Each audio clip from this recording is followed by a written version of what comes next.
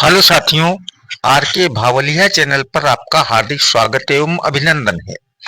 आज जिस पुस्तक की बात करने जा रहे हैं, ये पुस्तक ऐसी पुस्तक है जिसने लोगों के सोचने का तरीका बदल दिया।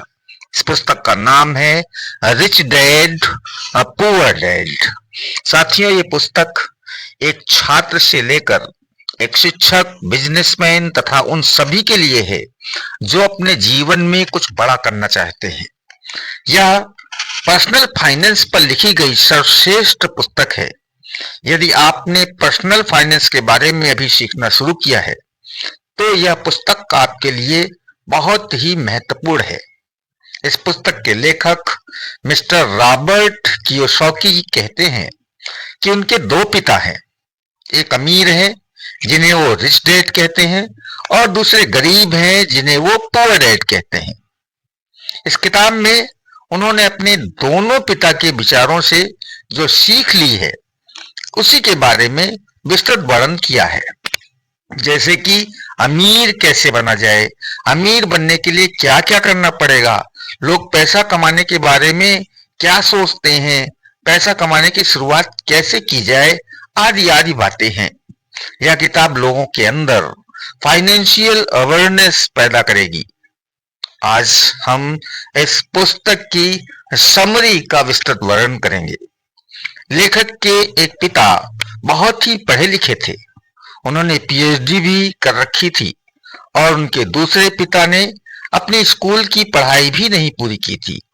दोनों ही अपने कैरियर में सफल थे। एक फाइनेंशियल समस्या से जूझ रहे थे और दूसरे उनके शहर के सबसे अमीर व्यक्तियों में से एक थे। जब ये पैसे के बारे में बातें करते थे तो दोनों के नजरिए भी अलग अलग थे। एक का मानना था कि पैसों के प्रति प्यार ही सभी प्रकार की समस्याओं की जड़ है, वहीं दूसरे का मानना था कि पैसों की कमी ही सभी समस्याओं की जड़ है। अब लेखक के बचपन में उनके सामने सबसे बड़ी दुविधा थी कि वह किसकी सुने, अपने रिच डैड की या अपने पुअर डैड की, क्योंकि पैसों के बारे में दोनों के नजरिए पूरी तरह से अलग अलग थे। हालांकि लेखक के दोनों पिता ही लेखक की तो भलाई ही चाहते थे। उनके पुअर डैड को हमेशा यह कहने की आदत थी कि हम ये नहीं ले सकते, हम वो नहीं ले सकते हैं। वहीं उनके रिच डैड इस शब्द का कभी भी प्रयोग नहीं करते थे। इन्हें इस वाक्य से सख्त नफरत थी, यहां तक कि उन्होंने लेखक को भी इसका इस्तेमाल करने से मना कर दिया था। लेखक के रिच डैड कहते थे कि तुम अपने आप से पूछो कि तुम कैसे उस चीज को ले सकते हो।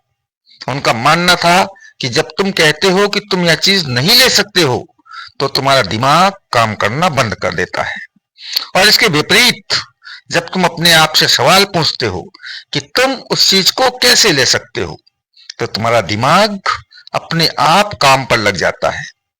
उनका यह कहना बिल्कुल नहीं था कि आप सब कुछ खरीदते चले जाओ। उनका यह कहना था कि अपने दिमाग को हमेशा एक्टिव रखो, उसे काम पर लगाओ, जिससे तुम्हारे ब्रेन की एक्सरसाइज होगी और वह दिन ब दिन मजबूत बनता चला जाएगा। उनके पुअर डैड कहते थे कि कभी रिस्क मत लो, और रिच डैड कहते थे कि रिस्क को मैनेज करना सीखो। उनके पुअर डैड कहते थे कि बहुत पढ़ाई करो और कॉलेज डिग्री लो और एक अच्छी सुरक्षित नौकरी ले लो।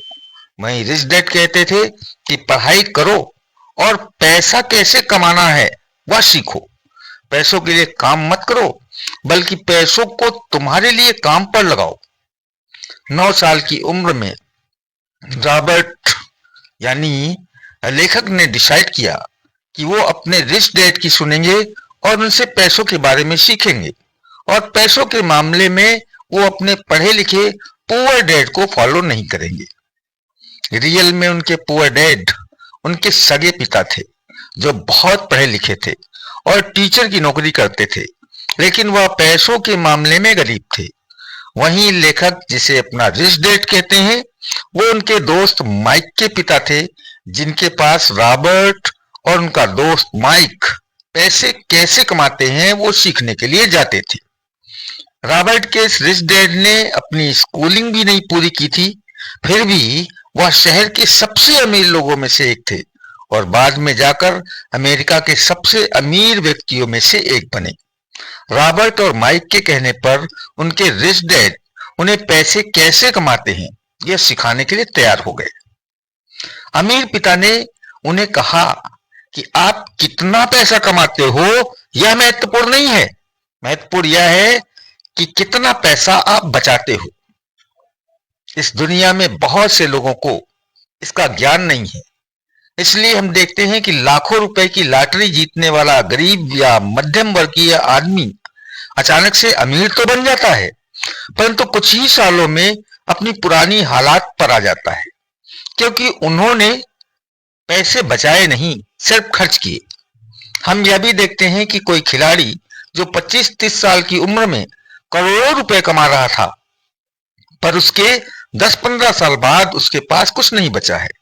वह साथियों, सदैव याद रखें कि लंबे समय में आप कितना पैसा कमा सकते हैं यह बात बिल्कुल मैटर नहीं करती, बल्कि मैटर यह करता है कि उस लंबे समय में आप कितना पैसा बचा सकते हैं। धन्यवाद साथियों।